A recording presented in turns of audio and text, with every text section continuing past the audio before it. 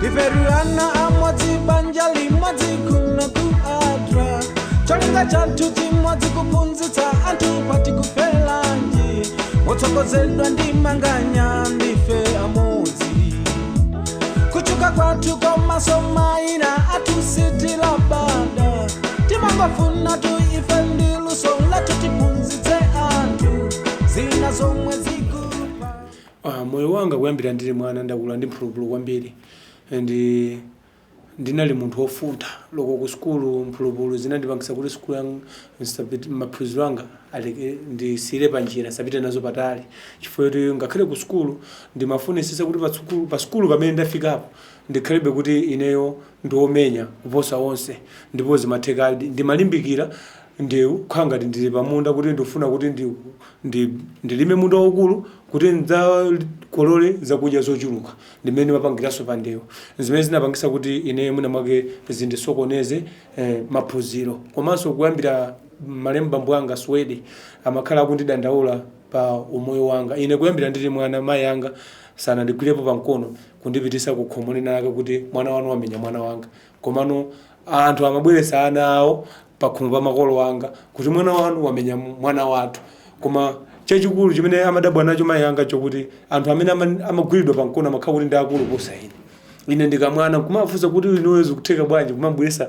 mwana wamkulu ngati amene umanena zoti wamenyedwa mwana wanga pamene iyeyo ndi mwana wanga kuti akumane ofunika kuti awine ndi iyeyo ndiye ndinali ngati mwana kuti ndakula ndi moyo wofuntha kwambiri olo zoti ndingazakhale kuti mayi wanga kumandidalira panopa ndi mmene amandidalirira sankayembekezera ndithuti komano ndingane kuti kwambiri mtangoyamba za umoyo wanga unasintha mtangoyamba zokhuza za jimuzi mtangoyamba zokhuza za jimu pamene umoyo wanga unakhala ngati wayamba kusinthako kupezeka kuti nkuzajoinaso sport ya bodybuilding ndimapanga za bodybuilding pano pa last year na wina nakhala number 2 Mr. Malawi ndinowachiwiri kwa Mr. Malawi ndi chifukwa cha discipline imene napasidwa mu association ya weightlifting and bodybuilding association of Malawi itandipasanso uphungu umene umafunikira kuti kodi bodybuilder angakhale ndi umoyo wotani angacheze bwanji ndi anthu kodi angamayende bwanji kodi angavale bwanji kodi angacheze bwanji ndi anthu zimene zichaso zakhala ngatinso kuti zinandisintha umoyo wanga mpaka nomafika pano makhala kuti Mr. Jojo koma munthu wochezeka koma maonekedwe ndi machezedwe zosagwirizana. Chimene ndingawuza Malawi nchokuti ineyo ndikuti ndapanga zinthu ndapanga ndewu zina kumamenya ndewu pa radio kumalengeza panopa pali chimunthu chopanga zinthu chokumenya ndewu chikuina chanchani chopya situzwa chinabadwa bwanji chani komanso kupanga ndewu loko m'maskulu loko mundrandi mutakhala upanga zipwirikiti zokuti kumadabwa kuti kodi amene amaganiza bwanji komano chimene ndinachiona panopa chimene naphunzira mwachangu ndisanapeze nazo mavuto ifwa magwero azonse ndikupha munthu ndikumangidwa komano ine ndimamuyamika Mulungu kuti mosemo ndadusamo sinaphe munthu komanso ngati ndinamangidwapo ndinangosungidwa kuti andifufuze ngati ndilo lako komano panopa chimene ndinachikhazikisa nchokuti chimenso ndingathe kuwaphunzitsa anzanga zokuti munthu ukakhala kuti ndiwe wamphamvu ndiwe wonyamula jimu ndiwe chibouncer mmuzi nkukhalanso munthu wovuta kwambiri omavutisa anthu one uthoza fosauka ifo cha life yako ifo anthu ena akisanga upase business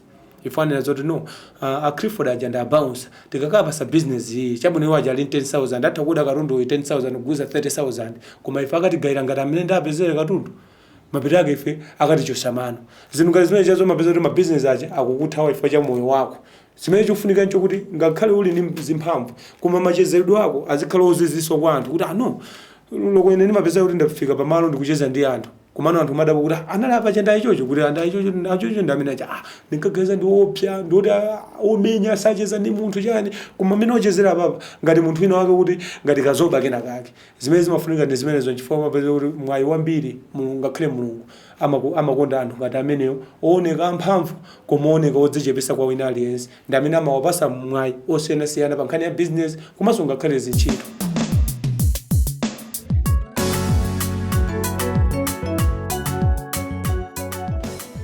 Rebecca wa Bible. Ndani kodi? Rebecca wa Bible kaza cha Isaki. Kaza wa Isaki. Rebecca kaza cha Isaki. Anali ndi pakati. Ndiye anali ndi twins. Rebeka anali pakati. Pakatipo pa twins. Ndifuna mtumiki wa Ambuye awerenge pa Genesis. Muve nkhani. Mtumiki wa Ambuye wakhala kutukoni.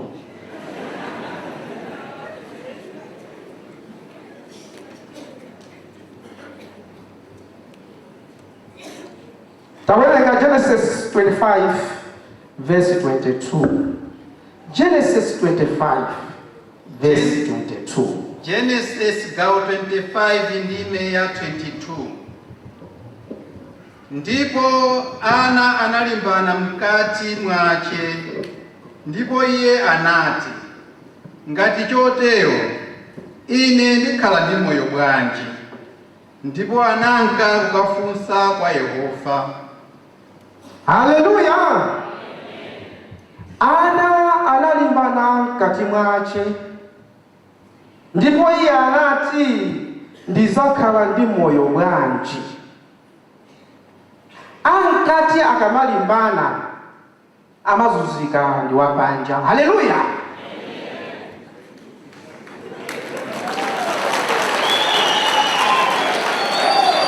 Ankati akamalimbana amazunzika ndakati kodi akunja. Rebeka tchimo lake ndio kuti she is pregnant. Ana mkatimo moti abadwe bwinobwino ayamba kulimbana. Rebeka ali pa mavuto. Ndiye akuna kuti ngati nchotere ndikhala ndi moyo bwanji? Anafunsa kwa Yehova. Haleluya! Amalimba na chifukwa chani? Wamkulu anali Esau, wang'ono anali Yakobo. Ndipo pamene Esau nthawi ina akwana kuti atuluke napanga za chipatala. Munthu akamabadwa munthu mapanga ingenji kuti uzituluka. Ndiye Yakobo asanabadwe anayamba mphulupulu asanabadwe. Ena amayamba mphulupulu dindo alibe. Haleluya! Ulibe udindo wayamba chani kodi? Mphulupulu. Ndiye anamugwira nzache mwendo ta kumamukoka. Esau kuti abadwe, Yakobo kutani kodi? Esau abadwe kumamukoka. Ndiye amache amamba kupweteka. Ndiye ananena kuti abale ngati zili zotere ndikhala ndi moyo bwanji? Ndiye analilira kwa Yehova. Ndiye tuyang'ane ulendo wathu kuchokera 1964 ukafika 2014.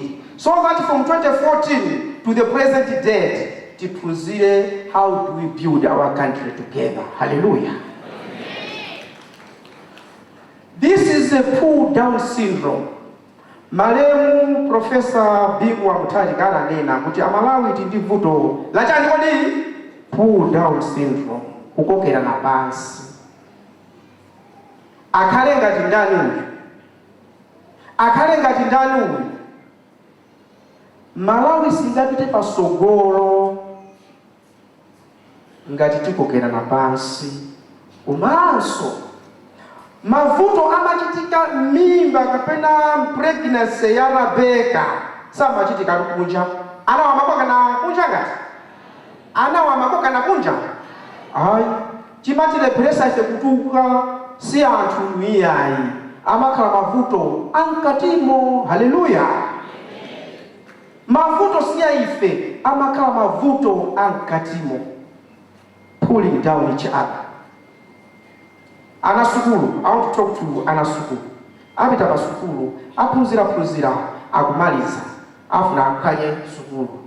Cholinga chake Esau wasarani asabadwe.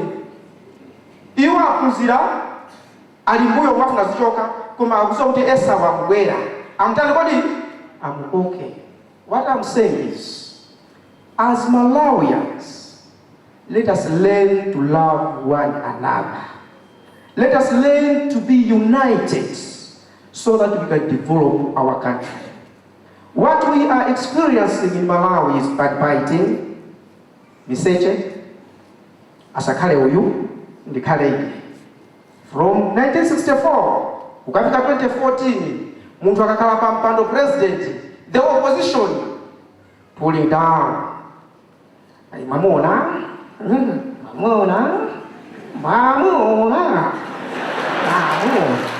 pulling down. Nayeso akachokapo wina inuso ndikubwerapo amakusiyani ndiye ima kukhala ngati kumalawi kuli game yokokana. This is foolishness. Hallelujah. I'm talking to you because I know the meaning and definition of poverty. Kukokana will not take us anywhere. Akakhala pa mpando munthu, give him the support, give her the support, alepereka. Hallelujah. Mukabwerapo inuyo will give you the support, ulepere noka. Hallelujah. Namba kuti supano akuendera iti. Akuendera iti. Akuti mukhale ochenjera ngati njoka. Manimva? Hallelujah.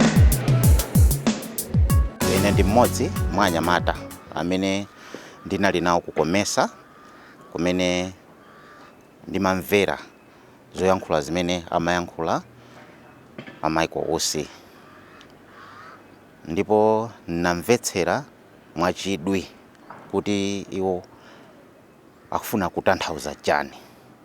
Chimene ndaona ndichonena kuti amaiko onse afotokoza mwamvemvemve mwatsatanetsatane kutiunikira ife anyamata komanso kuwaunikira azipani zosiyanasiyana, kayenda achipani cha boma kayenda azipani zotsutsa, kufuna kuwatsogolera njira yonena kuti kodi tingayende bwanji limodzi azipani zotsutsa komanso achipani cholamula kuti dzikoli lipite patsogolo. Chifukwa zonena kuti dzikoli ndi dziko lathu, dzikoli anthu ife ndi anthu amodzi. Anafotokoza zonena kuti dzikoli tisakhale zomaganiza zoti uyu ndi mtumbuka, uyu ndi nsena, uyu ndi mulomwe, koma tonsefe tiziganiza tonse ndife ana a munthu mmodzi, Mulungu wakumwamba. Ndikotero ndipempho langa lonena kuti ndipemphe aboma ngati amamvetsera mwachidwi ayesetse, chifukwa pali anyamata ambiri amene angokhala mmodzimu, amene akusowa zochita, amene anaphunzira sukulu koma anamaliza angokhala mmodzimu. Ndi ndikupempha aboma ndimene anayankhulira bwana Michael Usi atakhala kuti amva zingatithandize kwambiri kuti anyamata apezere zochita, momwe aziapasa zikwanje kuti azithana ndi anthu otsutsa dziko lathu silipita patsogolo. Pamene anyamata akapatsa zochita, kuwapatsa ntchito yoti apange, yoti atukule miyoyo yawo, tonse azipani zotsutsa ndi chipani cholamula kugwira manja kuti dziko lathu lipita patsogolo. Ndi ine ndi pempho langa kunena kuti chonde kumene muliko azipani tonse tiyeni musatigwiritse ntchito ife anyamata pofuna kukwaniritsa zofuna zanu.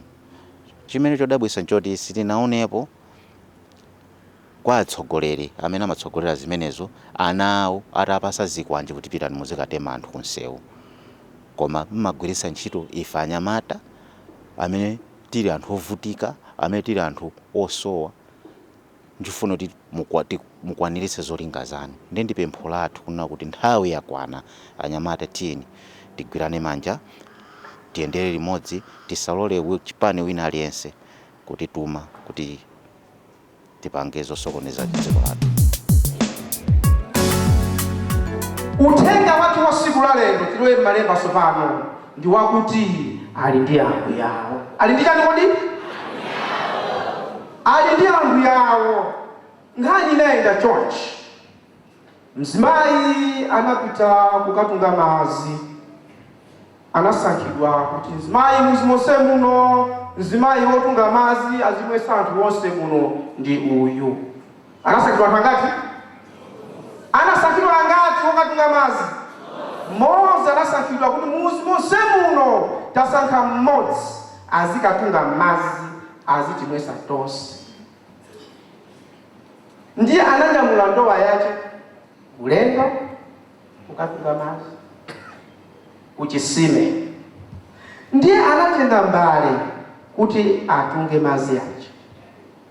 Akupeza mazi yace akuda maziwa kapa maziwa kukapa kukapa mazi akuda watunga wakapa satu antu kumama kuti abale mazi mutipasa ife tudi akuda ali aimwe ndimeka pesa ine ndiyati romeo wapitanso pachisime wawerama akutunga kumatu maziwa ndiakuda ndipanga bwanji watunganso wakapa isatu antu kuseuka mimba kuwala ndi antu ali kuchitika ndisha the lady goes back kuti akatunge mazi nde kunabwera munthu ndikusauza mayi aja ali mayi maziwa simutunga oyera anthu azikumwa mazi akuda munyamuke pano mupite kumtundako mukaone zili kumeneko. Haleluya! Ndiye mayi ananyamuka ulendo kupita kumtunda kuja pamene pamachokera mazipo kuyang'ana apeza pali abaka. Anapeza chani kodi? Abaka. Akusambira abaka kusangala. Alimayi mukumwesa anthu mazi akuda chifukwa cha abakati awa. 1964 to 2014. Haleluya. Tama mazi abi chifukwa cha abaka. Haleluya. 1964 to 2014, let us learn. Tama mazi okuda chifukwa cha abaka. 2014 kukafika lero is too close a time, too short a time for me to make a comprehensive analysis. Hallelujah. Koma tupunzire 50 years yatuyo. Ndiye mtu yo anamuza mayi awali abaka kuononga mayi wanapita ukapapwa abaka atatu. Amaononga mazi ya abaka atatu. Ndiye atatu abaka amaononga mazi. Anali abaka ngani? Ambili. Iya anapapa ngati atatu. Only 3 were murdered. Ndiye anthu anafunsa monong'ona kuti abale ndimayesa maita ndinakuti abaka onongawa ndiwosewa wapha atatu bwanji ananena kuti ena udiache. Haleluya. Haleluya. Ena udi abaka ngani wodi ache abakawa alivyambu yao musahagwire. Haleluya. Abakawa musape mukapa abakawa zikuvutana muno wache ndiye mwenye. Haleluya.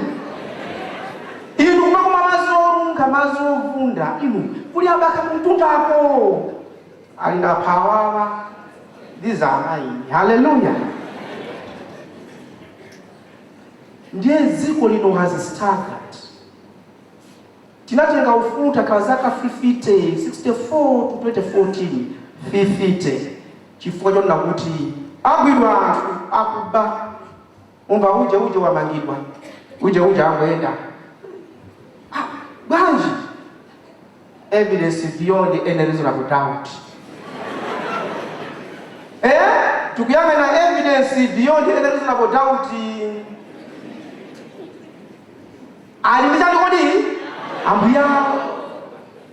So bano mtu ukatunyamuke ukanena kuti koma please abakawa ndi abakawa mwewa amapita ukanena kwa mtu abakawa ali usamali naye akupwetekana ziko lituvutika malayi muno abakati kwaona abakawo ali ndi ambuyawo ine sinsonda. Haleluya. Sinsonda wa pipi ndinali chonchi kulilongwe. Haleluya. Ndi malamfula. Haleluya. Ndi kulamfula na going deeper and deeper. Ndiye ananyamukanya mata nthawi imene yoyo kuti abwere azandimenye. Manimva? Ananyamuka kuti azandimenye chifukwa chiyani? Ndi malankhula kwa Mai Joyce Banda that time kuti madamu mulungu wanga kuntunda kuli abakha. Ndizimene ndimanena atu ndimamuuza mulungu wanga, and I used to call her my sister. Msonda ukuziwa. But I was hated simply because I said, assist.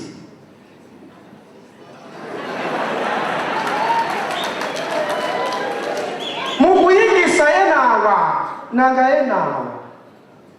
Akuti kweteka ife, ziko siri kukwera. Akupendwa abaka opanda ambu yawo. Abaka ambu yawo. Akutani kodi? Akuononga mazi. That's why Malawi is not developed today. You will see magesi ma blackouts.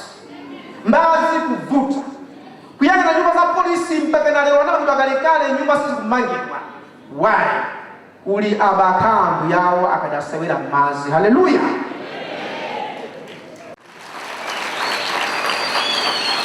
Chimene tukupempha ine, tukuti tipansewu, tukupita ku Malawi. My other question, kodi ku Malawi ko tinafikako? Tinafikako ku Malawi ko? Tipitirire nisewu zimachitika ndijani? Muona kuti Mose, tawere naso, Mose panyume akuyambana ndi mulungu wake ndi chimwene wake. Mawu pamalemba kutwa mulungu.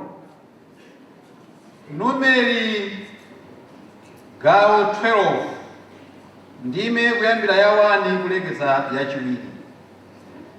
Ndipo Miriamu ndi Aaroni anatsutsana naye Mose chifukwa cha mkazi wa mtundu wa Chikushi amene adamutenga, popeza adatenga mkazi wa Mkushi. Ndipo anati, kodi Yehova wanena ndi Mose yekha? Ziko kama sina vuto. Mose anali a facilitator, was not the owner of the journey or the voyage. Amango pangisa kuti iyeyo monga nsogolero osankhidwa. President aliyense amene alambira Malawi muno mumuone kuti iyeyo ndi osankhidwa wache wa Ambuye mulungu amusankha asogolere Amalawi kuchoka ku Nyasaland kupita ku Malawi. Hallelujah. Ndiyeno mavuto amene amakhalapo nthawi zambiri amachokera mkati momo mmamba inu mbuyo kuno chipani chakuti chapasuka wina mabanga maparallel structures yake iya vice president wakuti wayambana ndi president ati ya kupanga zake zinayamba kale. Miriam ndi Aaroni kumunina ndani kodi?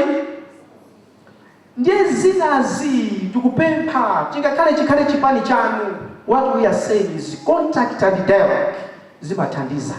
Mukayambana khani pansi mukambirane chifukwa mukamakuzulana kumene kuchako amavutika ndi anthu. Hallelujah.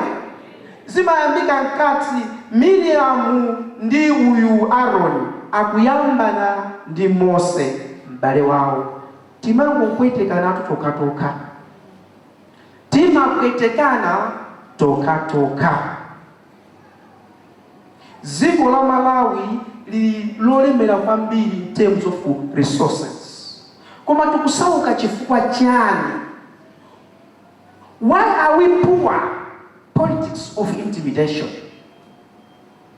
Kuti muntu alankhule za kukhosi mantha. Kuti ulankhule za kukhosi mantha. Muzipani momwemo mumakhala inaseko ndi outaseko. Kumakhala nduna ena nduna. Umatakuona lwakamaenda kuti iyi nduna iyi. Wina kamaenda awa nduna.